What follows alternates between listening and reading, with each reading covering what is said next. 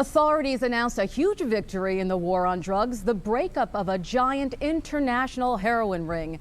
The police called their mission Operation Big Shot. And tonight, Bob O'Brien tells us more than 50 of those big shots are behind bars. Most of those arrested were rousted out of their beds around 6:30 this morning by raiding parties that made simultaneous hits on the homes of suspects across the city, in suburban counties, and in New Jersey. The cops say the men and women busted in this investigation are hooked up with 4 of the 5 New York area mafia families and with Latin and Asian drug dealers to flood the city with hundreds of millions of dollars worth of heroin that was sold on the street with the brand label Big Shot. Some of those busted were as unhappy to see our cameras as they were when they were colored. Come on. Hey. Hey, Frank, come on. Get out of here. Come on. We have no control of that. You do. Frank Bossy? No control of Get it. away from me.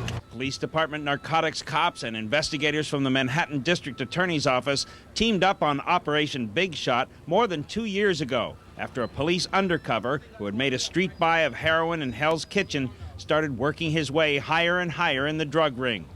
2 weeks ago, the cops busted a mysterious Frenchman named Gilbert Barbet, whom they say was the mastermind of the ring. Barbet allegedly imported heroin, which originated in Singapore, in specially designed false-bottomed shipping containers manufactured in Moscow. The containers were filled with furniture, but the false bottoms held kilos of heroin. When the containers were shipped back to Europe, they smuggled back the cash profits. $1.7 million in cash was found during a raid on a Maspeth, Queens warehouse 2 weeks ago. $130 million worth of personal property, allegedly purchased with profits from the heroin trade, was seized today. The fanciest cars on the road were driven into the National Guard Armory being used as a police staging area. Cars once owned by drug dealers will be used by undercover cops for future drug-busting operations. Among those arrested were not only mobsters, but 4 no-show employees on the payroll of the New York Post, and city police officer Edward Castro, a 25th precinct cop accused of using police computers to help the drug dealers check the licenses of unmarked cars being used by narcotics agents.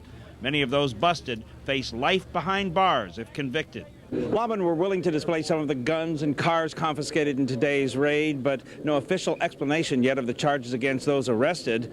Manhattan District Attorney Robert Morgenthau holds a news conference tomorrow morning, during which, presumably, he will tell all about this alleged $100 million a year heroin ring. Bob O'Brien, Fox News.